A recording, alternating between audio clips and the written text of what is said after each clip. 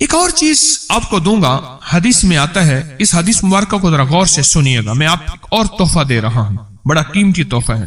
حدیث میں آتا ہے کہ قرب قیامت میں سال ایسے گزریں گے جیسے مہینے، اور مہینے ایسے گزریں گے جیسے ہفتے، اور ہفتے ایسے گزریں گے جیسے دن، اور دن ایسے گزرے گا جیسے شرارہ، چنگاری، آگ جلائے نا آگ، اس میں سے ایسے ایک چھوٹی سی چنگاری اوپر جاتی اور بجھ جاتی ہے۔ 2018 آیا، پلکوں میں گزر گیا، 19 آیا اور ایک مہینہ بھی گزر گیا، اور باقی 11 مہینے رہ گئے، اور اس میں سے بھی چند دن اوپر ہو گئے۔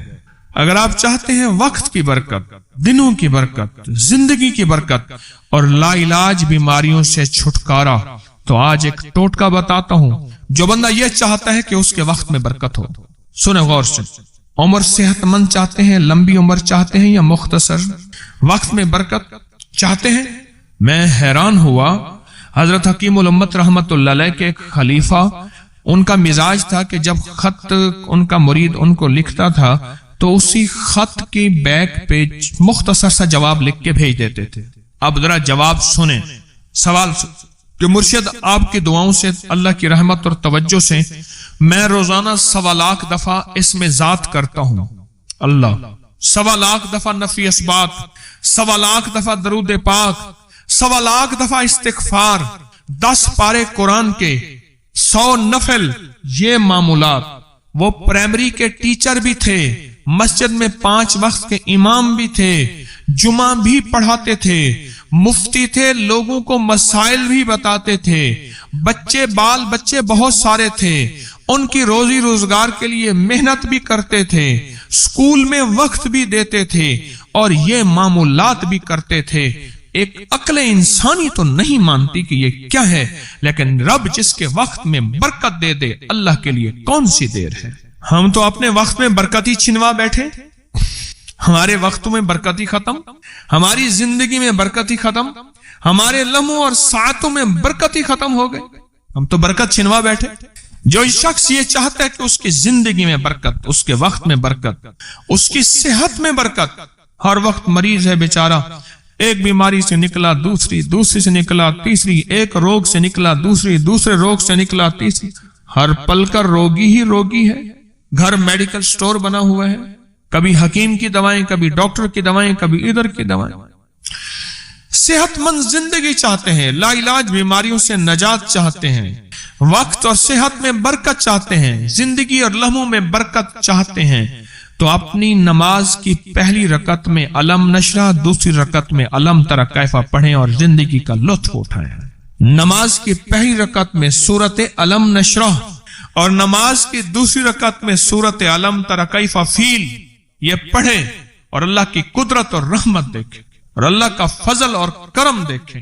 اپنی نماز کی رکعتوں میں اگر آپ امام کے پیچھے ہیں پھر نہیں، اگر انفرادی کوئی نماز ہے، وہ سنت ہے، وہ خدا نہ خواستہ فرض قضا ہو گئے ہیں، جماعت چوک گئی ہے نہ چاہتے ہوئے، آپ کے کوئی بھی نماز ہے، سنتیں ہیں، آپ پہلی رکعت میں علم نشرہ اور دوسری رکعت میں علم تری کیفہ فیل یہ پڑھیں، برکتوں کے اللہ دروازے کھولتا ہے اور رزق کی برکت ہوتی ہے، انوکھی برکت ہوتی ہے۔ مجھے ایک صاحب کہنے لگے میرا 1 کروڑ ایسے بن جاتا ہے، پتہ نہیں چلتا، کروڑ ایسے بن جاتا ہے، میں سچ کہہ رہا ہوں، ایسے بن جاتا ہے، مجھے پتہ نہیں چلتا بھئی کہاں سے بن گیا۔